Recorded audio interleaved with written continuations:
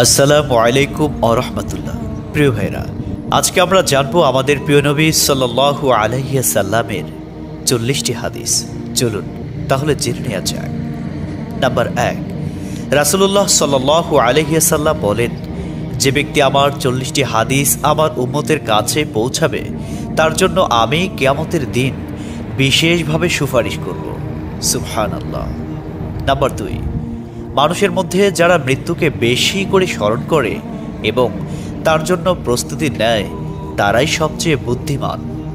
Number 3, প্রত্যেক জিনিসের জাকাত আছে, আর দেহের জাকাত হচ্ছে রোজা। নাম্বার 4, যে তার সময় আল্লাহর জন্য ব্যয় করে না তার জন্য জীবন অপেক্ষা মৃত্যু শ্রেয়। নাম্বার 5, যারা সব সময় ইস্তিগফার তথা ক্ষমা প্রার্থনা করে তাদের সাথে উঠা বসা করুন, কেননা তাদের হৃদয় সবচেয়ে কোমল হয়। নাম্বার 6, তুমি যত সিজদা দিবে আল্লাহ তত গুণা তোমার মাফ করে দিবেন। সুবহানাল্লাহ। নাম্বার 7, সূরা ফাতিহা প্রায় 1000 রোগের ওষুধ।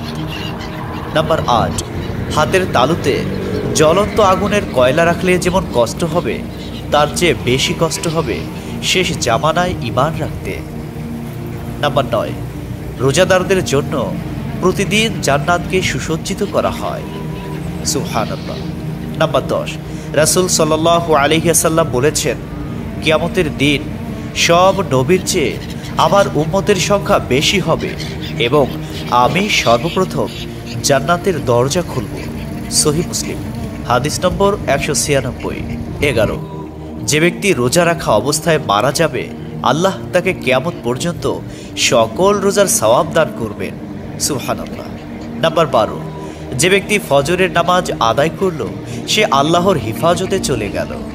নাম্বার 13, রাসূলুল্লাহ সাল্লাল্লাহু আলাইহি ওয়াসাল্লাম বলেছেন, রোজা ও কোরআন কিয়ামতের দিন মানুষের জন্য সুপারিশ করবে। মুসনাদে আহমদ, হাদিস নম্বর 6626।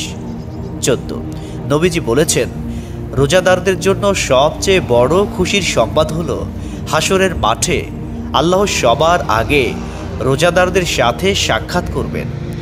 সুবহানাল্লাহি ওয়া বিহামদিহি।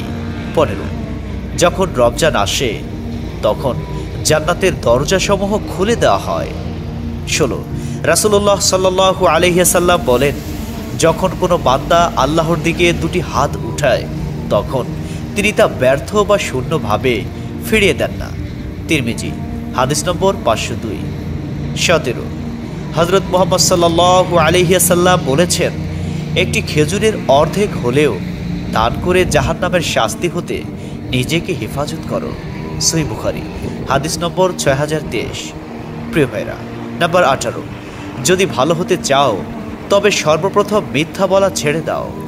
19, তুমি যখন রাস্তা দিয়ে যাও তখন আল্লাহর নামে জিকির করো, কারণ হাসরের দিন ওই রাস্তা তোমার নামে সাক্ষ্য দিবে। 20, তোমরা সব সময় উজু করো, কারণ কিয়ামতের দিন যারা উজুকারী তাদের হাত পা উজ্জ্বল থাকবে। সুবহানাল্লাহি ওয়া বিহামদিহি। 21, যার দুঃখ বেশি তার প্রতি আল্লাহর রহমতও বেশি। 22, যখনই নামাজে দাঁড়াবেন জীবনের শেষ নামাজ মনে করবেন। 23, যে মহিলা গর্ভাবস্থায় 1 খতম কোরআন পাঠ করবে তার গর্ভের ওই সন্তান একজন নেককার বান্দা হিসেবে দুনিয়াতে আগমন করবে। সুবহানাল্লাহ। 24, চুপ থাকার কারণে মানুষের যেই মর্যাদা হাসিল হয় তা 60 বছর নফল ইবাদত হতে উত্তম। সুবহানাল্লাহ। 25, রাসূলুল্লাহ সাল্লাল্লাহু আলাইহি ওয়াসাল্লাম বলেছেন, জান্নাতের সবচেয়ে নিকটবর্তী আমল হলো সময় মতো সালাত আদায় করা। সহিহ মুসলিম, হাদিস নম্বর 260। 26, যে ধোঁকা দেয় সে আমার উম্মতের অন্তর্ভুক্ত নয়। 27, তুমি জানো তুমি সঠিক তবুও তর্ক করো না, তর্কে জড়াইও না। 28, হযরত মুহাম্মদ সাল্লাল্লাহু আলাইহি ওয়াসাল্লাম বলেছেন, তোমরা বিপদে পড়ে মৃত্যু কামনা করবে না, বরং বলবে, হে আল্লাহ, যে পর্যন্ত জীবিত থাকা আমার জন্য কল্যাণকর আমাকে ততক্ষণ জীবিত রাখুন, এবং যখন মৃত্যু আমার জন্য কল্যাণকর তখন তুমি আমাকে মৃত্যু দাও। 29, সূরা ইয়াসিনকে কুরআনের হৃদয় বলা হয়। 30, হযরত মুহাম্মদ সাল্লাল্লাহু আলাইহি ওয়াসাল্লাম বলেন, মায়ের একটি কষ্টের নিঃশ্বাস 7টি দোজখের চেয়েও ভয়ঙ্কর, আর একটি সুখের হাসি 8টি বেহেশতের সমান। সুবহানাল্লাহ। 31, যে অন্যের বাবা মাকে গালি দিল, সে যেন নিজের বাবা মাকেই গালি দিল। 32, রাসূলুল্লাহ সাল্লাল্লাহু আলাইহি ওয়াসাল্লাম বলেছেন, আমি যা জানি তোমরা যদি তা জানতে পারতে তবে নিশ্চয় খুব কম হাসতে এবং খুব বেশি পরিমাণে কাঁদতে। 30, মানুষ যদি মৃত ব্যক্তির আর্তনাদ দেখত এবং শুনতে পেত, তাহলে মানুষ মৃত ব্যক্তির জন্য কান্না না করে নিজের জন্য কাঁদত। 34, মহানবী সাল্লাল্লাহু আলাইহি ওয়াসাল্লাম বলেছেন, সূরা ফাতিহা তোমরা ধীরে ধীরে পাঠ করো, কারণ মহান আল্লাহ নিজে তার জবাব দেন। সুবহানাল্লাহ। হাদিস সূত্র মুসলিম 910। 35, রাসূলুল্লাহ সাল্লাল্লাহু আলাইহি ওয়াসাল্লাম বলেছেন, কিয়ামতের দিন যে জিনিসটি মুমিনদের পাল্লায় ভারী হবে সেটি হচ্ছে সুন্দর চরিত্র, আখলাক। আবু দাউদ, হাদিস নম্বর 4101। 36, কবরের ভিতরের প্রথম চাপ পৃথিবীর সকল কষ্টকে হার মানিয়ে দেবে। 37, হযরত মুহাম্মদ সাল্লাল্লাহু আলাইহি ওয়াসাল্লাম বলেন, যে ব্যক্তির অন্তরে এক সরিষা দানা পরিমাণ অহংকার থাকবে সে জান্নাতে প্রবেশ করতে পারবে না। সহিহ মুসলিম, হাদিস নম্বর 91। 38, কিয়ামতের দিন ওই ব্যক্তির জন্য সুপারিশ করা হবে যে প্রচুর শীত উপেক্ষা করেও ফজরের নামাজ আদায় করল। 39, নিশ্চয় মহান আল্লাহ নম্র, তিনি নম্রতাকে পছন্দ করেন।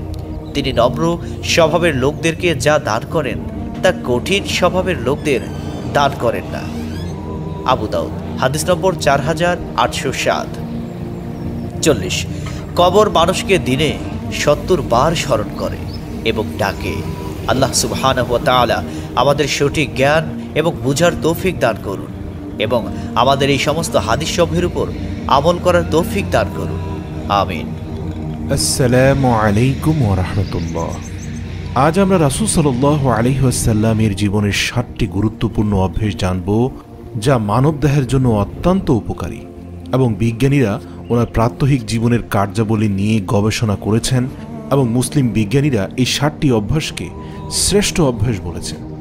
1, সকাল সকাল ঘুম থেকে জাগ্রত হওয়া। মহানবী হযরত